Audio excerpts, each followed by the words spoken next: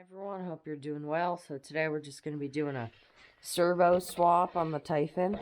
The stock Spectrum servo in here, right there, hasn't been bad, but it's just a little slow.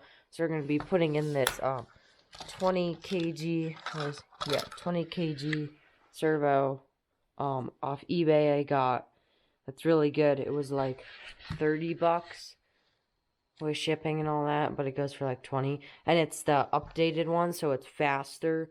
Put a link in the description below for these. So let's get wrenching. Right, so the first thing you want to do is flip the car over and remove these, that screw, and that screw, I think. Okay, and one thing I wanted to mention is right there, that aligns with this piece right here. So you want to remove the screw down in there. When you flip this over, this whole, the nice thing about Arrma that I figured out is this whole module comes out. So you got the receiver box right here, your servo, and there's the servo horn, and you got the ESC, and yeah. So the next thing we're going to do is remove the 4 screws, or either way, you can. First thing we'll do is actually remove the servo horn on there, and then remove those 4 screws on both sides.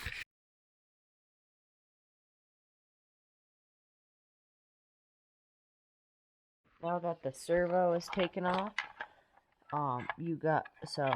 unbolted those 4 screws. You did note to self, you did have to take off the on and off switch. It was in the way. And then you just take off that screw right there and that screw, and the receiver box will open up and you'll pop out the servo. So here's the receiver box. This thing comes off. There's a lot of wires here, so you just want to look for this wire right here, whichever color the wire is, and follow it. Let me set the camera down. And we got to, it's actually in this, like, little wire holder. So we gotta pop it out of that. I'm not sure how we're supposed to do that. Take a flathead, probably.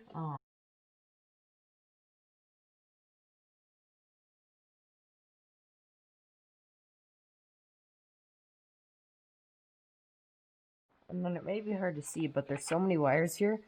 There's a little notch for the receiver box, and I wish they wouldn't have put it right there, because it's hard to get into. It's really tricky, honestly. So what we're trying to do right now is fish those wires into that slot, and there is this rubber grommet that goes in. I'm not going to put it in right now, because I know I'm not going to be running in wet conditions for now, so I'm not worried about it. So you just got to fish these in. Just put the receiver box on, center the servo, put on your servo horn, put it back together, and you'll be set to go. Okay, so we were able to make the 23 tooth spline fit on here. We just pushed it on there and then screwed it on with the drill, and it pushed it down. And we'll turn on our remote and turn it on, and we got steering. And you do want to center it, so what that means is turn it on.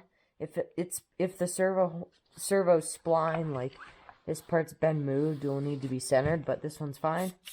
Got servo, got all this, and then we're just gonna put it back together, line that piece up, and I'll give you a little test to show you how much power it has and speed. So it's powered on, and I will show you how fast it is.